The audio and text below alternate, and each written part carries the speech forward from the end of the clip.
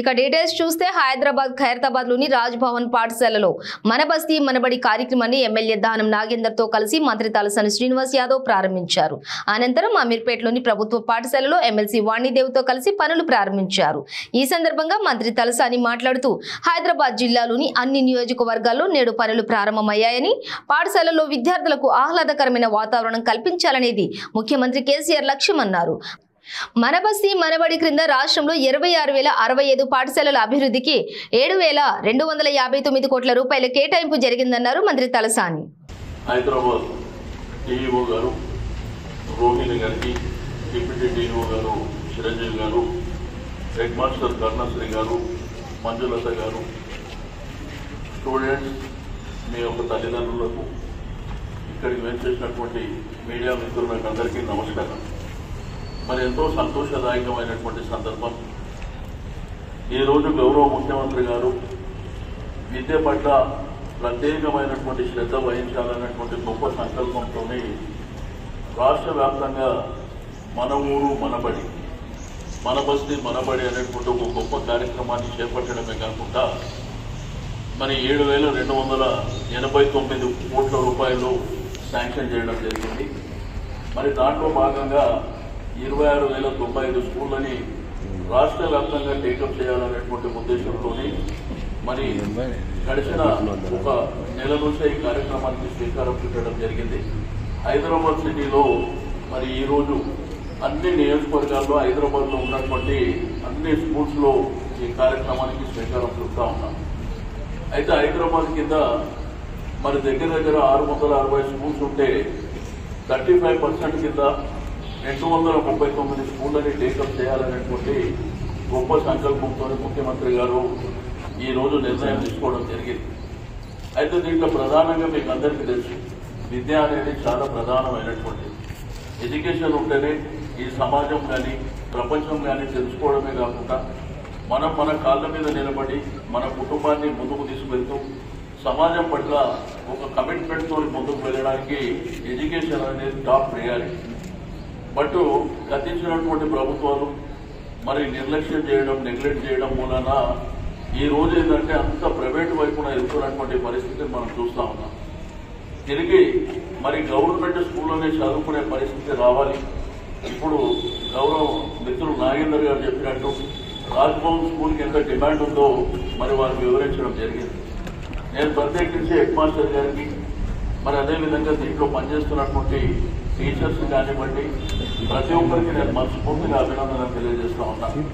మీరు ఒక ల్యాండ్ మార్క్గా ఉండడం.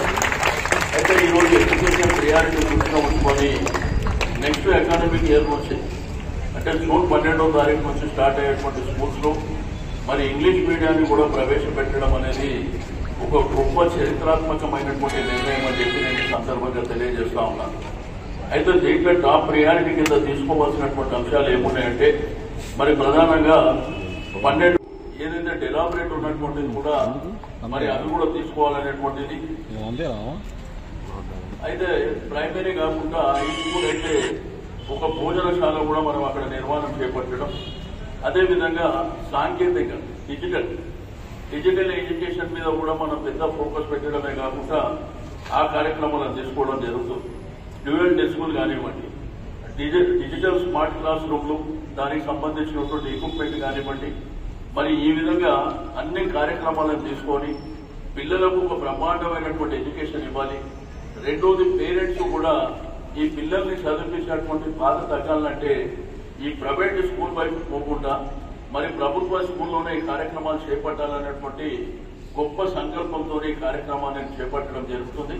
కాబట్టి నేను పిల్లలకు వారి తల్లిదండ్రులకు అందరికీ నేను మనస్ఫూర్తిగా అభినందనలు తెలియజేస్తాను. ఒక మంచి అట్మాస్ఫియర్ ఉన్నప్పుడు చదువుకోవడానికి కూడా కాన్సన్ట్రేషన్ పెద్ద ఎత్తున ఉంటుంది.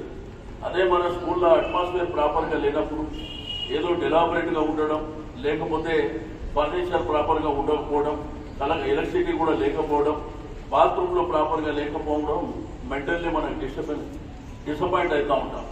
అట్లా కాకుండా ఏంటంటే ఒక మంచి అట్మాస్ఫియర్లో మనం ఉన్నట్టయితే డెఫినెట్గా మనకు చదువు పట్ల కానివ్వండి ఆ కమిట్మెంట్తో మనం ముందుకు వెళ్ళడానికి అవకాశం ఉంటుందని చెప్పి నేను ఈ సందర్భంగా తెలియజేస్తూ మరి గౌరవ శాసనసభ్యులు మాజీ మంత్రివర్యులు నాగేందర్ గారు మరి ఖైరతాబాద్ పట్ల వారికి ఉన్నటువంటి కమిట్మెంట్ పట్ల ఈ రోజు స్కూల్లే కాకుండా ఈ నియోజకవర్గ డెవలప్మెంట్ పట్ల కూడా వారు మరి ముందుకు వెళ్తున్నటువంటి పరిస్థితులను మనం రెగ్యులర్ గా చూస్తా ఉన్నాం. కాబట్టి వారి నియోజకవర్గంలో నాకు అన్నిటికంటే ఇంపార్టెంట్, డెవలప్మెంట్ కంటే ఇంపార్టెంట్ కూడా మా స్కూల్ డెవలప్ చేయండి. కొన్ని వేలాది మంది ఇక్కడ చదువుకుంటారు. ఈ పిల్లలు భవిష్యత్తులో బాగుంటే అంతకంటే మనకి రాజకీయంలో చేసే సేవ దానికంటే గొప్ప విషయం కాదనేటువంటిది కూడా వారు పదే పదే చెప్తున్నటువంటిది. కాబట్టి డెఫినెట్ గా ఈ ఖైరతాబాద్ నియోజకవర్గంలో ఉన్నటువంటి అన్ని గవర్నమెంట్ స్కూళ్ల రూపురేఖలు మారిపోతాయి. అన్ని ఫెసిలిటీస్ తోని మరి ఆశ్చర్యపోయే విధంగా ఈ రోజు ఏంటంటే ఇది గవర్నమెంట్ స్కూల్ అని ఆశ్చర్యపోయే విధంగా మరి ఆ కార్యక్రమాలు ఉంటాయి. రెండోది రాజ్భవన్ స్కూల్తో పాటు ఈ రాజ్భవన్ స్కూల్ డిమాండ్ ఏంటో వారు చెప్పడం జరిగింది. సంవత్సరానికి 200 మంది నా దగ్గరికి వచ్చి రికమెండేషన్ వస్తారని. బట్ ఆ పరిస్థితి ఎంటర్ హైదరాబాద్ సిటీలో వస్తుంది అని చెప్పి నేను ఈ సందర్భంగా తెలియజేస్తాను. కాబట్టి గొప్ప నిర్ణయాన్ని గౌరవ ముఖ్యమంత్రి గారు తీసుకోవడం జరిగింది. వారు ఈ మధ్యకాలంలో తీసుకున్నటువంటి ప్రధానమైనటువంటి నిర్ణయాలు ఒకటి హెల్త్, రెండోది ఎడ్యుకేషన్. హెల్త్ మీద కూడా ఈ రోజు కార్పొరేట్ సెక్టార్లో మీకు అందరికీ తెలుసు, ఏ హాస్పిటల్కి పోయినా కానీ దోపిడీ జరుగుతుంది.